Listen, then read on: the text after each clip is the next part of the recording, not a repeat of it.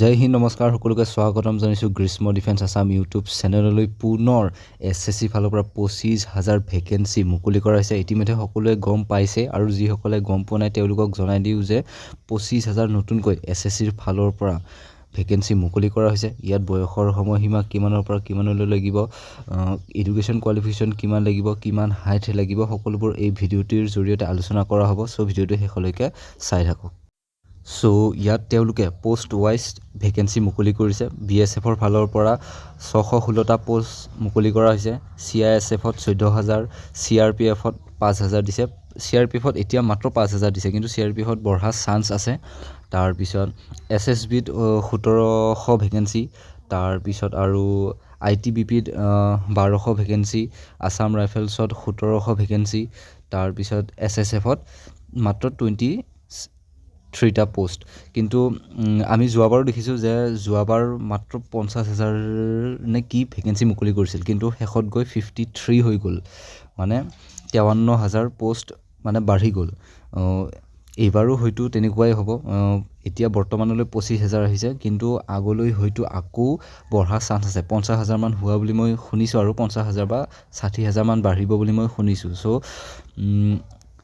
এইটো নাভাবিবা যে পোষ্ট নাবাঢ়ে, পোষ্ট বাঢ়িবই।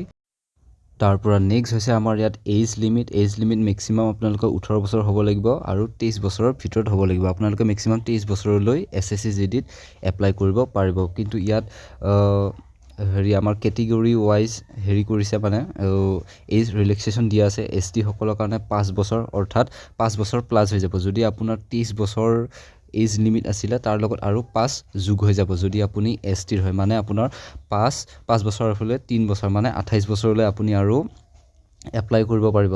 তাৰপিছত SC সকলৰ বাবেও 5 বছৰ, OBC সকলৰ বাবে 3 বছৰ।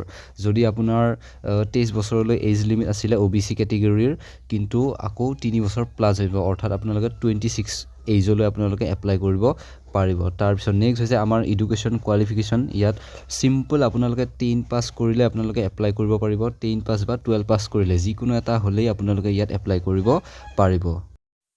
তাৰ পৰা নেক্সট হৈছে এপ্লিকেশ্যন ফিজ। জেনেৰেল OBC সকলে 100 টকাকৈ পে'মেণ্ট কাটিব লাগিব। SC ST সকলৰ কোনো ধৰণৰ এপ্লিকেশ্যন ফিজ কাটিব নালাগে। PW আৰু ফিমেল কেটেগৰীও কোনো ধৰণৰ এপ্লিকেশ্যন ফিজ দিব নালাগে।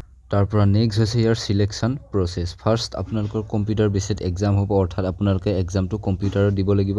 তাৰপিছত আপোনালোকৰ ফিজিকেল টেষ্ট হ'ব, তাৰপিছত আপোনালোকৰ ডকুমেণ্ট ভেৰিফিকেশ্যন হ'ব, তাৰপিছত আপোনালোকৰ মেডিকেল টেষ্ট হ'ব। তাৰপিছত যদি আপোনালোকৰ মেডিকেল বেয়া হয়, আপোনালোকৰ আকৌ মেডিকেল টেষ্ট হ'ব। তাৰপিছত এখন ফাইনেল মেৰিট লিষ্ট ওলাব, য'ত আপোনালোকৰ নম্বৰ ৱাইজ আপোনালোকে পোষ্ট পাব। চ' এপ্লাইৰ যদি কথা ক'ব যাওঁ, এই পোষ্টবোৰ অলৰেডি এপ্লাই ষ্টাৰ্ট হৈ গৈছে। 1 ডিচেম্বৰৰ পৰা এপ্লাই ষ্টাৰ্ট হৈছে আৰু ইয়াৰ লাষ্ট ডেট 31 ডিচেম্বৰলৈ ৰখা হৈছে। আৰু ইয়াৰ এক্সামটো ফেব্ৰুৱাৰীৰ পৰা এপ্ৰিলৰ মাহৰ ভিতৰত ষ্টাৰ্ট হৈ যাব। নেক্সট হৈছে হাইট। ল'ৰাসকলৰ কাৰণে 170 cm হাইট লাগিব, ছোৱালীসকলৰ কাৰণে 157 cm হাইট লাগিব, আৰু চেষ্ট লাগিব 180 cm।